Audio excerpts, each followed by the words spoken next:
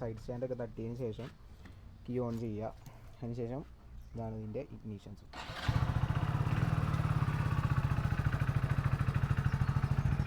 ചെറുതായിട്ട് മഴ പെയ്യുന്നുണ്ട് കേട്ടോ, കണ്ടോ.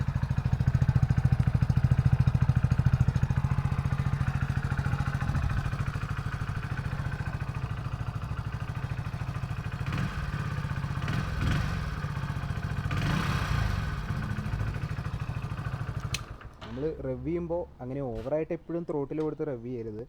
കാരണം ഇതെന്നൊക്കെ പറഞ്ഞിട്ടുണ്ടെങ്കിൽ ഒരു 100 cc വണ്ടിയാണ്. നമ്മളപ്പോൾ അതിനനുസരിച്ച് വേണം, മീൻസ് ഓടിക്കുമ്പോൾ നമുക്ക് ത്രോട്ടിലൊക്കെ കൊടുക്കാം. റെവ് ചെയ്യുമ്പോൾ കുറച്ചുകൂടി ഒന്ന് സ്ലോ ആയിട്ട്, കാരണം എന്താ വെച്ചാൽ എഞ്ചിൻ ഓയിലൊക്കെ കൂടുതൽ ബേൺ ആവും.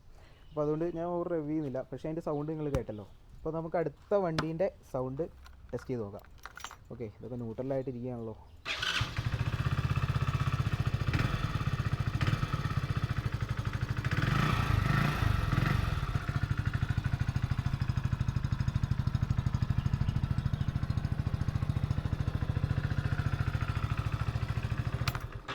കണ്ടോ, നല്ലൊരു ഡിഫറൻസ് ഇല്ലേ? രണ്ട് വണ്ടിക്കും സൗണ്ടിന് നല്ല ഡിഫറൻസ് ഉണ്ട്.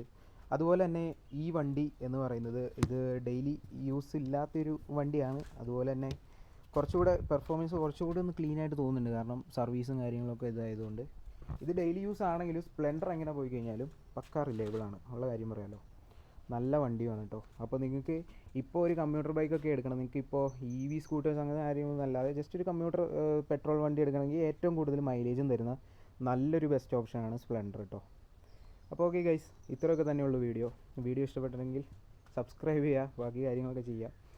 Okay, keep supporting.